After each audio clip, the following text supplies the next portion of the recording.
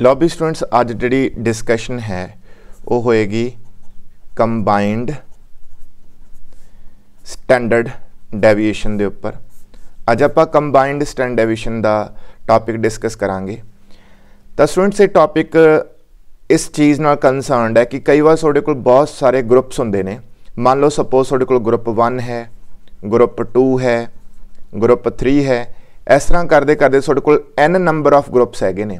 उन्होंने n number of groups का तुहानू स्टैंडर्ड डेविएशन गिवन है, मीन भी गिवन है। मान लो ग्रुप 1 का मीन 1 है, ग्रुप 2 का मीन 2 हो गया, फिर मीन 3 एंड फिर जिहड़ा तुहाडा nth ग्रुप है उहदा मीन तुहाडे कोल आ गया। ठीक है जी। आई सिमिलरली स्टैंडर्ड डेविएशन होणगे हर एक ग्रुप के। Standard deviation 1 of first group हो गया, स्टैंडर्ड डेविएशन 2 सैकेंड ग्रुप का हो गया, स्टैंडर्ड डेविएशन 3 थर्ड ग्रुप का हो गया and so on nth group का भी तुहाडे कोल स्टैंडर्ड डेविएशन होएगा। कंबाइंड स्टैंडर्ड डेविएशन साडा मेन परपज़ क्या हुंदा है कि जो अलग अलग individual groups they standard deviation तुहानू गिवन है, तुसीं उन्हां नू कंबाइन कर लैंदे हो, यानी कि सारे ग्रुप्स का एक इकट्ठा स्टैंडर्ड डेविएशन जिहड़ा है वो तुहाडे कोले आ सकदा है। जिवें असीं कंबाइंड मीन निकाल लैंदे हैं, सिमिलरली असीं कंबाइंड स्टैंडर्ड डेविएशन भी निकाल सकते हैं। एग्जाम्पल के तौर पर मान लो सपोज स्कूल में 2 सैक्शन है, सैक्शन ए है और सैक्शन बी है। ठीक है जी। सैक्शन ए मान लो गर्ल्स का हैगा ते सैक्शन बी बॉयज़ का हैगा। हुण तुहाडे कोल दोनों सैक्शन की अलग अलग मीन गिवन है, यानी कि फस्ट सैक्शन ए का मीन तुहाडे कोल गिवन है, सैक्शन बी का मीन तुहाडे कोले मान लो गिवन हैगा और स्टैंडर्ड डेविएशन गिवन है। ए सैक्शन का स्टैंडर्ड डेविएशन गिवन है और बी का भी स्टैंडर्ड डेविएशन गिवन है। हुण स्टूडेंट्स मान लो तुहाडा परपज़ की है कि तुसी अलग अलग सैक्शन दे मीन और स्टैंडर्ड डेविएशन दे नाल डील नहीं करना, तुसी गर्ल्स ते बॉयज़ का कलैक्टिवली इकट्ठा कंबाइंड मीन ते स्टैंडर्ड डेविएशन निकालना है। तो उहदे लई सानू इस टॉपिक की समझ की जरूरत है। कंबाइंड स्टैंडर्ड डेविएशन दे विच निकालन लई स्टैप तो पहला स्टैप 1 आउंदा है, जिस स्टैप दे विच असी कंबाइंड मीन निकालांगे। ठीक है जी। तो कंबाइंड मीन स्टूडेंट्स किवें निकलदा हैगा? कंबाइंड मीन का फार्मूला हुंदा है फस्ट ग्रुप दियां number of items into first group का मीन प्लस सैकेंड ग्रुप दियां नंबर ऑफ आइटम्स n2 मतलब number of items in group 2 फिर उसका mean plus n3 into mean 3 and so on. ठीक है। जेकर ग्रुप्स ज़्यादा ने स्टूडेंट्स तो वो असी इनू एक्सटेंड कर सकते हैं। मैं एक बार जी है 3 ग्रुप्स की एग्जाम्पल लैके चल रहे हैं। मैं मन के चल रहा कि मेरे को 3 ग्रुप ने, उस तो बाद मैंने जनरलाइज भी कर दूंगा। ठीक है। नीचे आएगा students number of total number of items in 3 groups, क्योंकि मैं 3 ग्रुप का कंबाइंड मीन निकाल रहे हैं तो 3 ग्रुप की जी टोटल नंबर ऑफ आइटम्स वो आ जाएगियाँ। ठीक है। तो स्टूडेंट्स उस तो बाद स्टैप नंबर 2 आता है। स्टैप नंबर 2 तुसी डिफरेंस निकालना होंदा है। डिफरेंस मतलब कि डिफरेंस 1 D1 मतलब डिफरेंस 1, और ये डिफरेंस किस चीज़ को रिप्रजेंट करता है? जिहड़ा तुहाडा मीन 1 है ना उहदे विचों तुसी कंबाइंड मीन माइनस कर दो। अगर तुसी D2 निकालना है तो मीन 2 है यानी कि सैकेंड ग्रुप का मीन है, उस दे विचों कंबाइंड मीन माइनस कर दो। जे तुसी D3 निकालना है तो थर्ड जिहड़ा तुहाडा ग्रुप का मीन है उस चों कंबाइंड मीन माइनस कर दो। ठीक है। इन दिस वे तुहाडे कोल D1 D2 D3 आ सकता हैगा।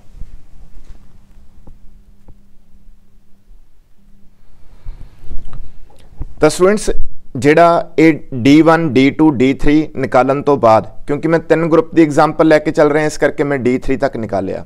उस तो बाद तुहाडा कंबाइंड स्टैंडर्ड डेविएशन आएगा। कंबाइंड स्टैंडर्ड डेविएशन का फार्मूला पहला अंडर रूट लगा लो। सब तो पहला फस्ट ग्रुप ना, फस्ट ग्रुप दियां नंबर ऑफ आइटम्स ले लो n1 ब्रैकेट स्टार्ट करो। फस्ट ग्रुप के स्टैंडर्ड डेविएशन का स्क्वायर प्लस D1 का स्क्वायर डन भी। फिर स्टूडेंट्स आई सैकेंड ग्रुप तुहाडे कोल n2 ब्रैकेट स्टार्ट n2 लिख के फिर ब्रैकेट स्टार्ट स्टैंडर्ड डेविएशन 2 का स्क्वायर प्लस D2 का स्क्वायर। आई सिमिलरली स्टूडेंट्स हुण तुहाडे कोल थर्ड ग्रुप है उहदियां number of items bracket start standard deviation 3 का स्क्वायर प्लस D3 का स्क्वायर।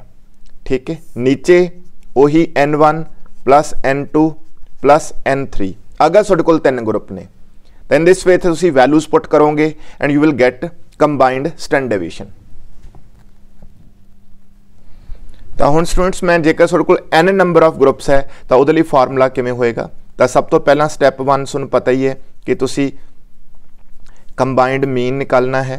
कंबाइंड मीन इस तरह आएगा N1 into mean 1 plus N2 into mean 2 plus N3 into mean 3 plus करदे up to N into mean of nth group. ठीक है, नीचे N1 plus N2 plus N3 and so on up to, ठीक है, number of items of n group तक तुसीं इहनूं लै जाओगे, यानी कि जनरलाइजेशन हो रही है।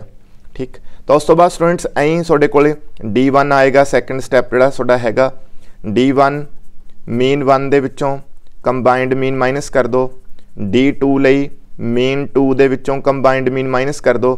अगर तुहानूं nth ग्रुप का डिफरेंस चाहिए तो nth ग्रुप के मीन दे विचों कंबाइंड मीन निकाल दो एंड सो ऑन, चलता जाता है। ठीक है जी, तो स्टूडेंट्स वेरी सिंपल लैंग्वेज तुसीं ये बोल सकते हो कि जिमें जिमें जिमें तुसीं हुण जिमें D3 निकालना है तो mean of third group minus combined mean, जे यही फोर्थ ग्रुप हुंदा mean of fourth group minus combined mean and so on तुसीं ये निकाल सकते हो।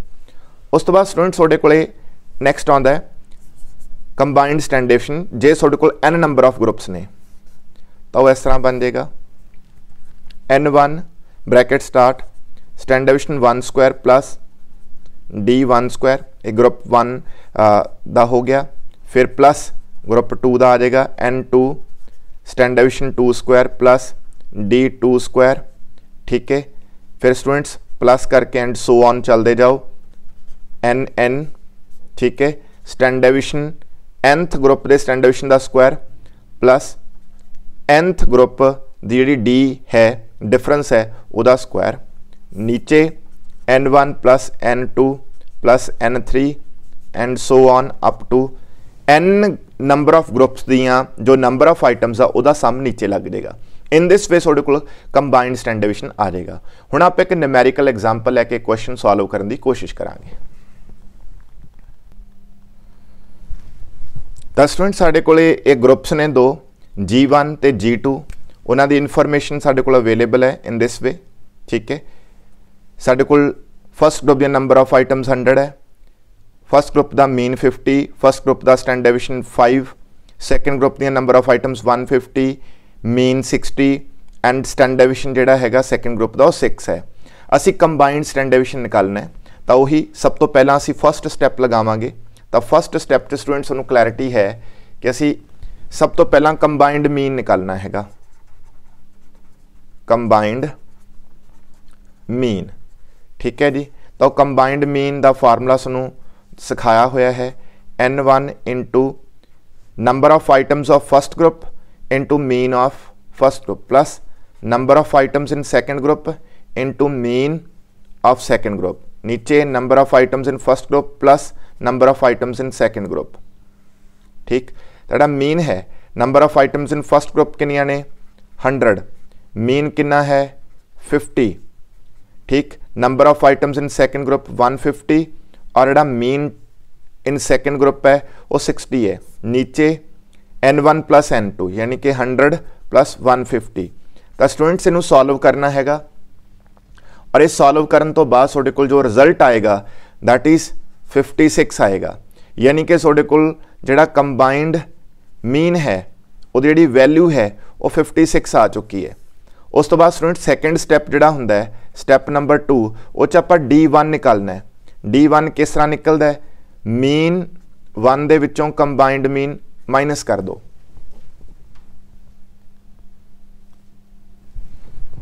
ठीक है स्टूडेंट्स, तो हुण जिहड़ा तुहाडे कोल मीन 1 है वो है 50, तो 50 दे विचों माइनस कर दो, सॉरी 50 दे विचों माइनस करो 56 एंड यू विल गेट -6। ठीक है, D1 की वैल्यू -6 आ गई तुहाडे कोले। ठीक है, सो D1 इज -6।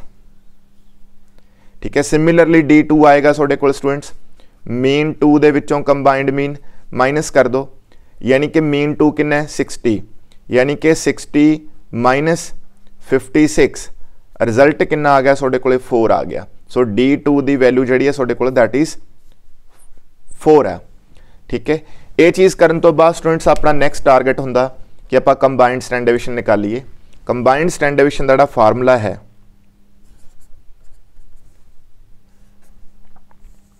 वो लिख लिए सब तो पहला N1 ब्रैकेट स्टार्ट, फिर स्टैंड डिविजन 1 का स्क्वायर प्लस D1 का square bracket close plus N2 लिख के ब्रैकेट स्टार्ट कर लो स्टैंड डिविजन 2 स्क्वायर प्लस जो D2 है उसका स्क्वायर। ठीक है, नीचे स्टूडेंट्स N1 प्लस N2। ठीक है जी, तो ये करन तो बाद स्टूडेंट्स हुण अपनी नैक्सट वैल्यूज़ पुट करनियां ने। तो वैल्यूज़ जिहड़ियां N1 ने नंबर ऑफ आइटम्स वो हैगे ने 100 तुहाडे कोले। ठीक है 100 और स्टैंड डिविजन 1 का स्क्वायर, स्टैंड डिविजन 1 है 5 का स्क्वायर हो गया 25। ठीक है, प्लस फिर है D1 का स्क्वायर, D1 की वैल्यू है 6 माइनस 6 का स्क्वायर करके आ गया 36। ठीक है स्टूडेंट्स, ये आ गया अपने को 36 डन। उस तो बाद N2 इज 150, फिर आ गया स्टैंड डिविजन 2 का स्क्वायर, स्टैंड डिविजन 2 है 6, इसका स्क्वायर आ गया 36। उस तो बाद स्टूडेंट्स D2 का स्क्वायर, दिस इज 2 है ना, D2 का स्क्वायर, D2 की वैल्यू 4 है, दा स्क्वायर कितना आ गया 16। ठीक है जी, हुण स्टूडेंट्स नीचे N1 प्लस N2 यानी कि अपने को 100 प्लस 150। हुण स्टूडेंट्स ने सॉल्व करना है, जो सारा सॉल्व कर लोगे यू विल गेट 7.46 आफ्टर। ठीक है, दी सिंपलीफिकेशन जो तुम यदि कैलकुलेशन कर लोगे जो एंड रिजल्ट आएगा वो 7.46 आएगा। तो ये स्टूडेंट आ गया तुहाडे कोले कंबाइंड स्टैंड डिविजन। तो in this way combined standard deviation तुसीं निकाल सकते हो। स्टैप्स क्लीयर हो गए होणगे। ओके, थैंक यू भी।